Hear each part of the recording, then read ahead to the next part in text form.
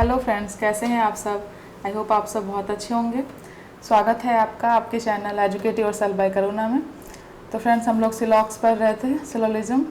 इसमें only a few और only few वाला कॉन्सेप्ट आज पढ़ेंगे, जिसका आप लोगों को बहुत इंतज़ार था ना, लंबे समय से। फ्रेंड्स, कुछ भी ओनली अ फ्यू या ओनली फ्यू पे आने से पहले हमें ये समझना था ना कि ओनली का क्या होता है और फ्यू का मतलब क्या होता है। मतलब ओनली का हम कब यूज़ करेंगे और कैसे, ओनली का कॉन्सेप्ट क्या है और फ्यू का क्या है। अगर इसे आप अलग अलग पढ़ोगे, अलग से जान लेंगे, तभी तो हम ओनली और फ्यू दोनों को का कंबाइन पढ़ेंगे। इसलिए मैंने ये वीडियो लास्ट में करा, इससे पहले किया था, ताकि ओनली का अलग से जान लो आप लोग मतलब, और अ फ्यू का अलग से, ओके, ताकि इसमें प्रॉब्लम ना हो। तो आप लोग घबरा रहे थे कि ओनली अ फ्यू पूछा था, ओनली फ्यू पूछा था, ओके, क्योंकि एक सिस्टमेटिक वे में ही तो हम चलेंगे ना, एक सीक्वेंस में ही। चलो, अच्छा लगता है आप लोग कमेंट में ऐसे क्वेश्चंस पूछते हो, लगता है कि हाँ चलो पढ़ने वाले स्टूडेंट्स तो हैं, ओके। तो ऐसे ही आप कमेंट करते रहो, क्वेश्चंस पूछते रहो और हमें ऐसे ही अप्रिसिएट करते रहो, ओके। चैनल को लाइक करते रहो, सब्सक्राइब करो, शेयर करो फ्रेंड्स, ज़्यादा से ज़्यादा शेयर करते रहिए आप लोग, ओके। तो चलिए, आज हम ओनली अ फ्यू और ओनली फ्यू वाला कॉन्सेप्ट पढ़ेंगे। आज के बाद आप लोग को इसमें 100% गारंटी है कि कोई कन्फ्यूजन नहीं होगा, ओके। तो चलो, अब देखो, ओनली अ फ्यू ARB का क्या मतलब होता है कि ओनली का हमने क्या पढ़ा था। ओनली का मतलब क्या होता है, हिंदी मीनिंग देखो। ओनली का मतलब होता है केवल, होता है ना, केवल। और अ फ्यू का मतलब होता है कुछ, कुछ को हम सम भी बोल सकते हैं। तो केवल कुछ A क्या है, B है, ओके। देखो, अ फ्यू और फ्यू से घबराना नहीं है, इंग्लिश में पढ़ा होगा ना, few, a few, the few, ऐसे ही अ लिटिल, द लिटिल, ऐसे पढ़े होंगे ना, सारे वर्ड्स याद रखे होंगे। तो अ फ्यू और द फ्यू का मतलब क्या होता है, सॉरी, फ्यू और ए फ्यू का। फ्यू का मतलब होता है स्मॉल, बहुत थोड़ा सा, बहुत कम, बट स्टिल पॉजिटिव, ओके। मतलब बहुत कम है बट कुछ पॉजिटिव अमाउंट है, पॉजिटिव नंबर में। और अ फ्यू का मतलब होता है, इसका भी मतलब होता है स्मॉल ही, बहुत थोड़ा, बट नेगेटिव। ये क्या किस में आ जाता है, नेगेटिव में। नेगेटिव मतलब इसे हम नेग्लिजिबल मानते हैं, ओके, जिसको हम काउंट नहीं करते, नेग्लिजिबल होता है, ये नेग्लिजिबल अमाउंट होता है। तो दोनों का मतलब क्या हुआ, स्मॉल बहुत थोड़ा ही हुआ, तो क्या हुआ, सम कुछ हुआ, मतलब बहुत कुछ, बहुत थोड़ा। तो फ्यू का भी मतलब सम ही हुआ और अ फ्यू का मतलब भी सम ही हुआ, ओके। तो उससे कोई फर्क नहीं पड़ता हो फ्यू हो अ फ्यू हो, दोनों का मतलब सम ही होता है। सम वाले केस में मैंने बताया भी था कि इसमें few, a few, at least some, बहुत सारे वर्ड्स बताए थे। सबका किस में हम काउंट करते हैं, सम, एज ए सम ही उसे कंसिडर करते हैं और वैसे ही क्वेश्चन सॉल्व करते हैं, ओके। तो इसमें तो कोई प्रॉब्लम नहीं हुई। अब प्रॉब्लम तब आ जाती है क्योंकि हमने तो ओनली वाला पढ़ा, ओनली ARB, और सम ARB या फ्यू ARB। अब क्या कर रहा है कि ओनली और सम दोनों को मिक्स कर दे रहा है, दोनों को एक ही सेंटेंस में दे रहा है, एक ही स्टेटमेंट में। ओनली फ्यू या only some, only a few, सबका मतलब तो सेम ही है, एक ही साथ दे रहा है। तो हम सोचते हैं कि अब इसका कैसे बनाएंगे। तो फ्रेंड्स, इसका हम वेन डायग्राम से ही सॉल्व करते हैं। इसे 150 से ये वाला नहीं सॉल्व होगा, वेन डायग्राम से ही होगा, लेकिन बहुत इजीली हो जाएगा, ओके। तो बहुत फ्रेंड्स का है ना वो कन्फ्यूजन होता है कि इसे हम पॉजिटिव माने या नेगेटिव। तो फ्रेंड्स, इसे ना पॉजिटिव मानना है ना नेगेटिव। ये क्या है, ये पहली बात तो ये दोनों स्टेटमेंट जो है वो सेम है, ओके। ओनली अ फ्यू हो, ओनली ए फ्यू ARB, या ओनली फ्यू ARB, क्योंकि इसका भी मतलब सम ही होता है। तो दोनों क्या है, दोनों सेम हुआ, ओके। और अ फ्यू भी कुछ हुआ, सम फ्यू भी कुछ हुआ, तो दोनों का मतलब सम सेम होता है। हमें अभी क्या मानना है, इसे इसका क्या, देखो हिंदी में नहीं समझो।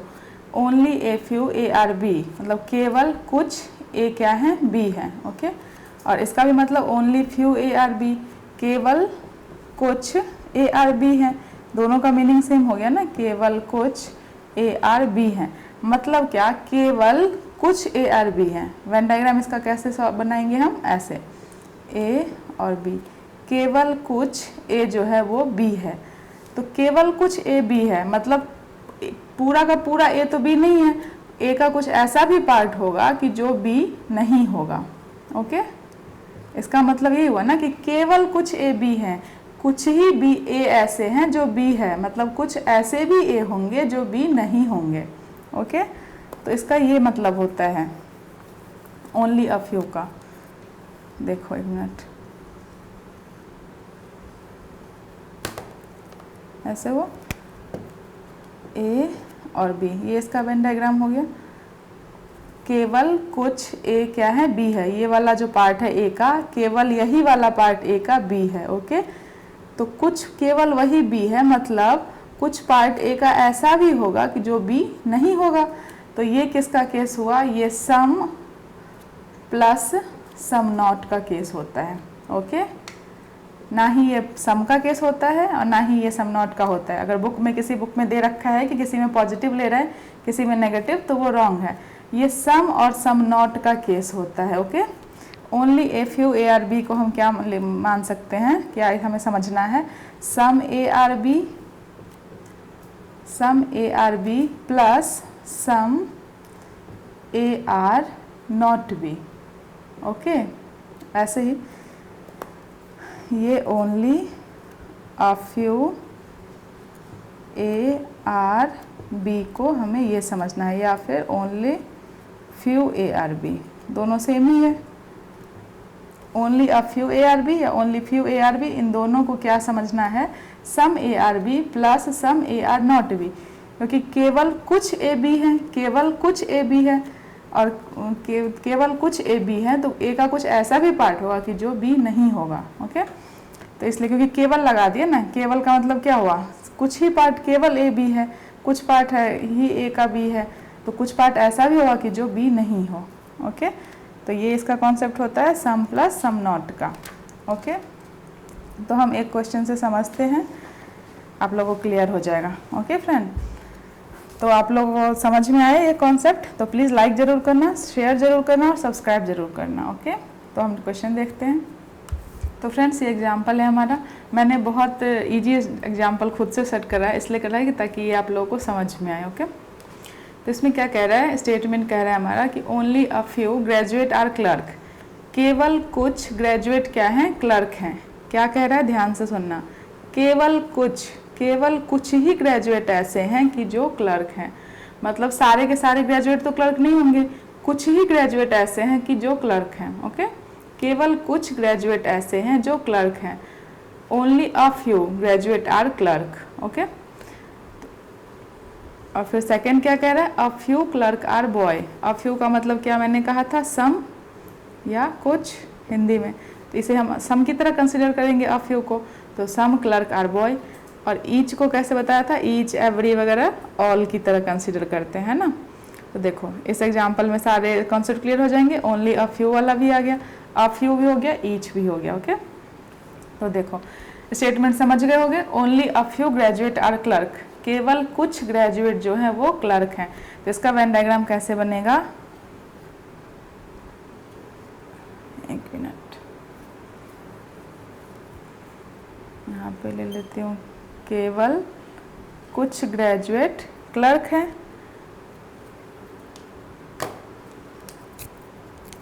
ये हो गया ग्रेजुएट का और ये हो गया क्लर्क का। ओके, तो केवल कुछ ग्रेजुएट, ये वाला जो पार्ट है वो क्लर्क है, तो केवल कुछ ही ग्रेजुएट क्लर्क हैं, मतलब बाकी के ग्रेजुएट कुछ ऐसे भी ग्रेजुएट होंगे जो क्लर्क नहीं होंगे। ओके, ये होगा सम और सम नॉट का केस हो गया ये। फिर क्या कह रहा है सेकंड स्टेटमेंट कि a few clerk are boy, कुछ क्लर्क क्या है, बॉय है, मतलब सम क्लर्क आर बॉय। तो सम वाला कैसे बनता है ऐसे, तो सम क्लर्क आर बॉय और each boy is officer. Each का मतलब क्या हमें समझना है, ऑल, तो all boy is officer. Okay, तो ऐसे बन गया ना वेन डायग्राम, तो ये हमारा वेन डायग्राम हो गया इसका। फिर से समझना, only a few graduate are clerk, मतलब केवल कुछ ग्रेजुएट क्लर्क हैं, केवल कुछ ग्रेजुएट क्लर्क हैं, और तो कुछ ऐसे भी ग्रेजुएट होंगे जो क्लर्क नहीं होंगे। ओनली अ फ्यू, केवल कुछ ग्रेजुएट क्लर्क हैं का मतलब क्लर्क जितने हैं वो सारे ग्रेजुएट होंगे, क्योंकि ग्रेजुएट ही क्लर्क हैं, बट सारे के सारे ग्रेजुएट तो क्लर्क नहीं होंगे। ओके, समझ रहे हो ना बात को, केवल कुछ ग्रेजुएट क्लर्क हैं, मतलब कुछ ऐसे भी ग्रेजुएट हैं जो क्लर्क नहीं हैं। ओके, बस यही समझना है। बाकी तो अ फ्यू, ईच, ये सब आपको पता ही है कि अ फ्यू को सम के साथ जैसे ट्रीट करना है और ईच को ऑल के जैसे ट्रीट करना है, ईच एवरी वगैरह कुछ हो तो फिर वो हो गया। सम और सम नॉट का केस हमें ओनली अ फ्यू में बनाना है, तो हमने कर दिया। कुछ ग्रेजुएट क्लर्क हैं, कुछ ग्रेजुएट ऐसे भी हैं जो क्लर्क नहीं हैं, तो इसका सम वाला भी केस और सम नॉट वाला भी होगा इससे केस। फिर सम क्लर्क आर बॉय, तो a few clerk are boy, तो हमने अ फ्यू सम वाला केस बना दिया वेन डायग्राम। और फिर कह रहा है all boy is officer, each को हम ऑल की तरह कंसिडर करते हैं, तो सारे के सारे बॉयज़ क्या हैं, ऑफिसर हैं। ओके, तो ये हमारा वेन डायग्राम हो गया। अब इससे हम कंक्लूजन देख लेते हैं, चेक कर लेते हैं। तो फर्स्ट कंक्लूजन क्या कह रहा है, सम ग्रेजुएट्स आर नॉट क्लर्क, कुछ ग्रेजुएट क्या है, क्लर्क नहीं है। तो सही बात है, कुछ ग्रेजुएट, यहाँ से देखो कुछ ग्रेजुएट जो है वो क्लर्क नहीं है, क्योंकि ये ओनली अ फ्यू का है ना केस, तो कुछ ग्रेजुएट क्लर्क हैं, बल्कि जबकि कुछ ग्रेजुएट क्लर्क नहीं है। बिल्कुल सही है हमारा, सॉरी, तो राइट हो जाएगा ये। फिर सेकंड क्या कह रहा है, all graduates are clerk being a possibility, सारे के सारे ग्रेजुएट क्लर्क हो जाएं, क्या इसकी पॉसिबिलिटी है? आप ही लोग सोचो। इसमें कह रहा है कि केवल कुछ ग्रेजुएट क्लर्क हैं, मतलब कुछ ऐसे भी ग्रेजुएट हैं जो क्लर्क नहीं हैं।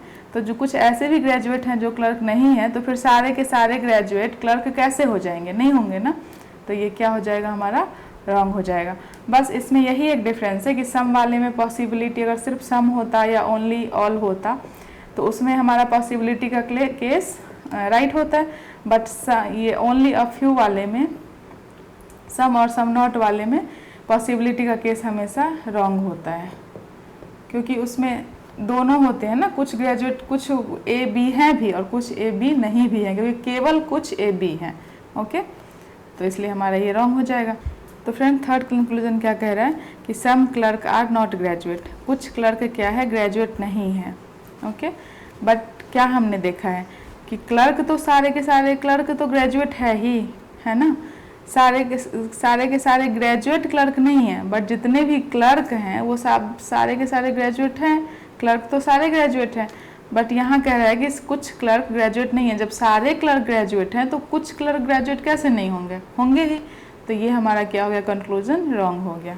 ओके, तो आई होप समझ में आया होगा। ओनली अ फ्यू और ओनली फ्यू का कॉन्सेप्ट देखो, फिर से बता रही हूँ, ओनली अ फ्यू, केवल कुछ ए बी हैं, केवल कुछ ग्रेजुएट क्लर्क हैं, मतलब कुछ ही ग्रेजुएट ऐसे हैं जो क्लर्क हैं, कुछ ग्रेजुएट ऐसे भी हैं जो क्लर्क नहीं हैं, बस इतना ही समझना है। ओके, तो आई होप आप सबको ये समझ आया होगा, ओनली अ फ्यू और फ्यू का कॉन्सेप्ट समझ में आया होगा। तो प्लीज़ अपने फ्रेंड्स के साथ ज़रूर शेयर करना और लाइक ज़रूर करना, कमेंट सेक्शन में कमेंट करके ज़रूर बताना। ओके, क्योंकि ये इम्पॉर्टेंट है ना, बैंक वाले एग्ज़ाम के लिए तो बहुत ही ज़्यादा इम्पॉर्टेंट है ये टॉपिक। और फ्रेंड्स एक बात और, एक चीज़ और समझनी है, 100% का मतलब तो मैंने बताया था कि ऑल हो, अगर 99.99% भी हो तो उसका क्या मतलब होता है, सम, उसे हम एज ए सम कंसिडर करते हैं। और अगर 0% हो तो उसे हम क्या कंसिडर करेंगे, नो। अगर कहीं पे दिया रहेगा मान लो कि 0% ARB, मतलब कि नो ARB, ओके, उसे हम समझेंगे कुछ AB नहीं है। तो बस यही समझना था हमें कि 100% ऑल, 99% सम और 0% नो। ओके, और सिलॉक्स में, और हाँ एक और आ रहा था क्वेरी कि मैम अगर आपने बताया कि 100 हो, जैसे कॉमन टर्म हम करते थे, कॉमन टर्म मैंने बताया था कि कॉमन टर्म में 100 हो तो नहीं होता है, और 100 से ज़्यादा 150 हो तो वो हम जंप कर सकते हैं, तो हमारा वो होगा। बट उसमें सारे क्वेश्चंस मैंने उसमें सारे क्वेश्चंस जो मैंने कराए उसमें 150 ही आ रहा था, इसलिए मैंने बोला था कि 150 होने चाहिए। लेकिन मैंने ये भी बोला था ना कि 100 नहीं होना चाहिए, मतलब ये था कि उसमें common term should not be 100, बस कॉमन टर्म, एक minute, common term should not be 100, बस 100 नहीं होना चाहिए। ओके, कॉमन टर्म 100 नहीं होना चाहिए, more than, it should be more than 100, it should be more than 100, okay, always हमेशा हमेशा 100 से ज़्यादा होना चाहिए, चाहे वो 150 हो या 200 हो, दो ही चीज़ तो हो सकता है। देखो 100 से ज़्यादा होना चाहिए, 100 तो उसका ऐसे ही कैंसिल हो जाता है, और 150 है तो 50 रुपये घूस देगा, 200 है तो 100 रुपये घूस देगा, इसमें तो और उसकी अच्छी बात है। ओके, तो इसमें कोई कन्फ्यूज़न नहीं रखना है आप लोगों को, कॉमन टर्म बस 100 नहीं होना चाहिए, इतना ध्यान रखना है। 100 से ज़्यादा 150 हो, 200 हो, कुछ भी हो चलेगा। ओके, तो फ्रेंड्स आई थिंक सारे कॉन्सेप्ट आप लोग क्लियर हो गए, कोई डाउट नहीं होगा। अगर कोई डाउट हो तो आप कमेंट सेक्शन में कमेंट करना। ओके, हम उसे फिर आए करेंगे। सिलॉक्स का हमारा लगभग सारे टॉपिक हो ही गए हैं, अब एक पॉसिबिलिटी का केस बचा है। तो पॉसिबिलिटी वाले में मैं जब वेन डायग्राम, क्योंकि पॉसिबिलिटी का केस में वेन डायग्राम से ही बताऊंगी, उसमें 150 से नहीं, क्योंकि 150 से उसमें रॉन्ग होने के चांसेस होते हैं, तो ऐसा मैं बताऊंगी नहीं जिससे आपके क्वेश्चन रॉन्ग हो। तो जब इससे पहले मैं पॉसिबिलिटी पढ़ाने से पहले मैं वेन डायग्राम पढ़ाऊंगी, तब पॉसिबिलिटी का केस बताऊंगी। ओके, तो आप लोग परेशान मत होना कि मैम पॉसिबिलिटी का केस छूट गया।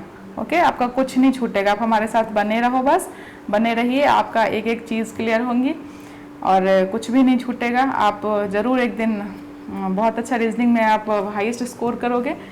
ओके, तो बस थोड़ा सा बिलीव रखो और थोड़ा सा टाइम दो। ओके, आप डेफिनेटली आगे जाओगे। तो फ्रेंड्स बस बने रहिए, हमारे चैनल को लाइक, सब्सक्राइब, शेयर करते रहिए, और हाँ बेल आइकन ज़रूर प्रेस करिए ताकि आपको नोटिफिकेशन मिले टाइम पे और आप सारे वीडियो पूरा का पूरा देखो। ओके, थैंक यू, मिलते हैं नेक्स्ट क्लास में।